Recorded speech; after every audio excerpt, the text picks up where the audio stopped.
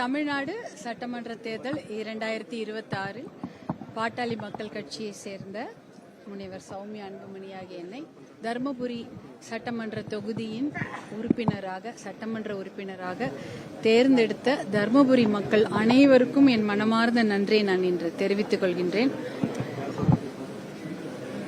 என்னுடைய மனசுல எப்பொழுதுமே தருமபுரி மக்கள் தான் இருந்திருக்கிறாங்க.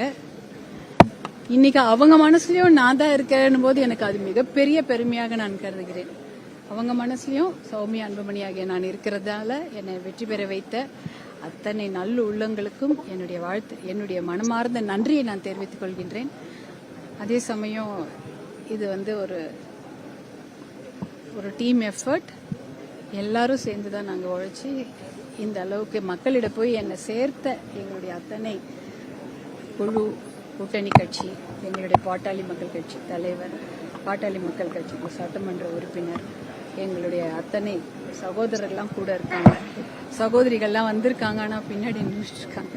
அத்தனை பேருக்கும் இந்த நேரத்தில் நன்றி. எங்களுடைய இது ஒரு வெற்றி, இது கட்சி வெற்றியாக மட்டுமல்ல, இது எங்களுடைய மகளிருக்கான வெற்றியாகவும் நான் பார்க்கின்றேன்.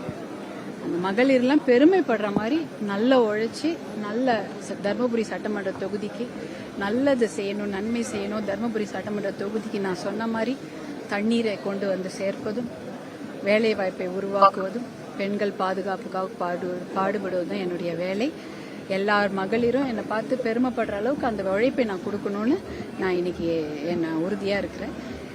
எனக்காக இவ்வளோ பேர் வேலை செஞ்சாங்க. அவ்வளோ பேரும் இது நாங்கள் ஒருத்தர் தான் வெற்றின்னு அது ஒரு பேர் போட்டுக்கிறத விடவும் இத்தனை பேரும் இதுக்காக வேலை செஞ்சாங்க. அவர்கள் அனைவருக்கும் என்னுடைய மனமார்ந்த நன்றியை தெரிவித்துக் கொள்கின்றேன். இது ஒரு குழு முயற்சி, எல்லாரும் இருக்கணும். இதில் பாமக வெற்றி பெற்ற வேட்பாளர் டிவிக்கு போறதா சொல்லி சமூக வலைத்தளங்களில் அது நான் இந்த சட்டமன்ற தொகுதியோட வேட்பாளர், அந்த தொகுதி சட்டமன்ற உறுப்பினர் தான். அது கட்சி தலைவர் மருத்துவர் அன்புமணி அவர்கள் நீங்க சொல்லுவாங்க.